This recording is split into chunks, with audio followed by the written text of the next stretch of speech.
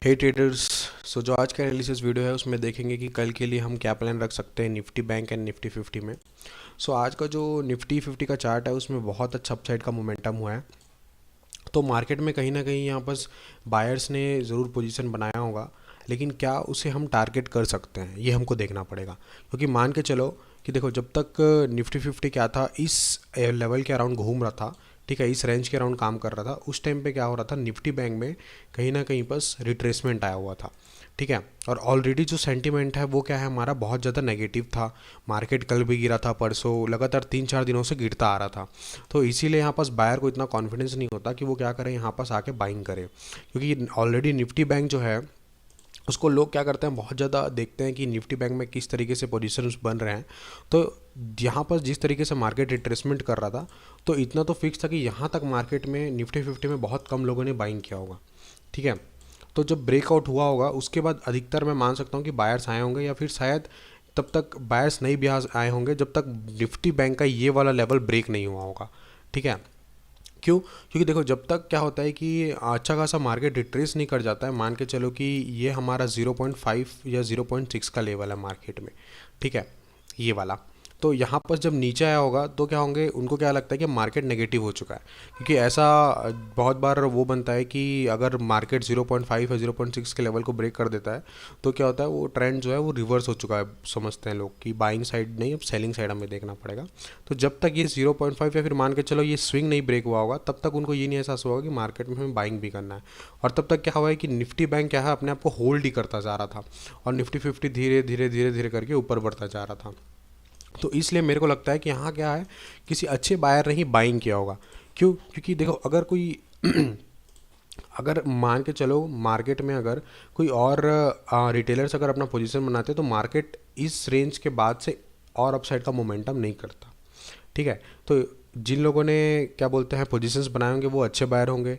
या अगर मान के चलो इंट्राडे में किसी ने काम भी किया होगा तो अपना प्रॉफिट बुक करके निकल गया होगा। यहाँ पर पोजीशंस ज़्यादा लोग के होल्ड होंगे नहीं मार्केट में। क्यों बोल रहा हूँ कि मैं, क्योंकि देखो, अगर सेलिंग हमारा ट्रेंड जब चल रहा होता है ना, तो इसको लोग एज अ रिट्रेसमेंट देखते हैं। ठीक है, कि मार्केट आ रहा है, नीचे आ रहा है, ये एक रिट्रेसमेंट हुआ, तो ये रिट्रेसमेंट में भी वो क्या करेंगे, अब सेल करने की कोशिश करेंगे।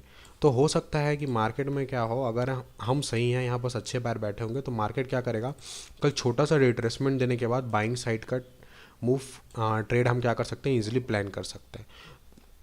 जब तक मार्केट में अच्छा खासा गैप डाउन ना हो जाए, समझ लो ये 24,500 के नीचे नीचे, ठीक है, या फिर इसके नीचे मार्केट ना निकल जाए, तब तक हम क्या करेंगे, चाहे मार्केट गैप डाउन ओपन हो, फ्लैट या गैप अप, ये तीनों केस में हम क्या करेंगे, बाइंग साइड का ही ट्रेड प्लान करने की कोशिश करेंगे।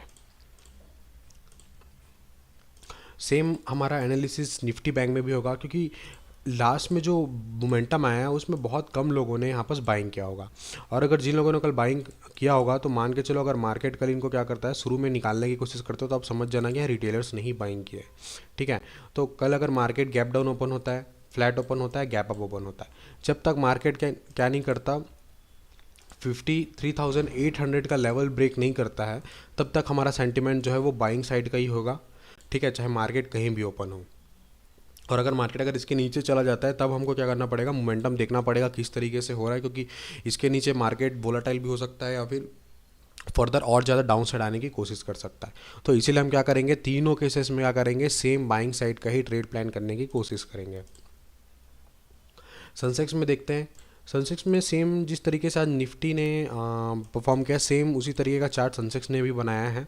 ठीक है, तो सनसेक्स के पास क्या था, यहाँ पास लेवल था ऊपर में 80,500 का, जिसको उसने ब्रेक नहीं किया है। तो क्या हो गया, ऊपर में अभी भी जो सेलर है उनके पोजीशंस कहीं ना कहीं होल्ड होंगे। वो वेट कर रहे होंगे कि कब इस लेवल के ऊपर मार्केट जाए, उसके बाद वो अपना ट्रेड को एग्जिट करे। ठीक है, और नीचे डाउन साइड 80,000 का सपोर्ट था। तो क्या होगा कि जब तक मार्केट क्या नहीं करता, 80,200, या फिर मान के चलो कि हमारे पास जो लेवल है 80,167 से 80,000 के बीच में मार्केट इस रेंज में है, या फिर इस रेंज को ब्रेक करता है 80,000 के लेवल को। ठीक है, तब तक हमारा ट्रेड क्या होगा, सेम ओवरव्यू हमारा बाइंग साइड का ही प्लान रहेगा। ठीक है, चाहे मार्केट फ्लैट ओपन हो, गैप अप ओपन हो, या थोड़ा बहुत गैप डाउन ओपन हो, इसमें हम बाइंग साइड का ही ट्रेड प्लान करेंगे। अगर मार्केट थोड़ा बहुत फ्लैट, मतलब फ्लैट और गैप डाउन ओपन होता है, तो उसमें हम लोग थोड़ा रिट्रेसमेंट का वेट करेंगे, क्योंकि मार्केट हो सकता है यहाँ पर अगर कोई बायर आया होगा तो उसको एक बार निकालने की ज़रूर कोशिश करेगा, और फिर फर्दर अपसाइड का मोमेंटम ज़रूर दे सकता है।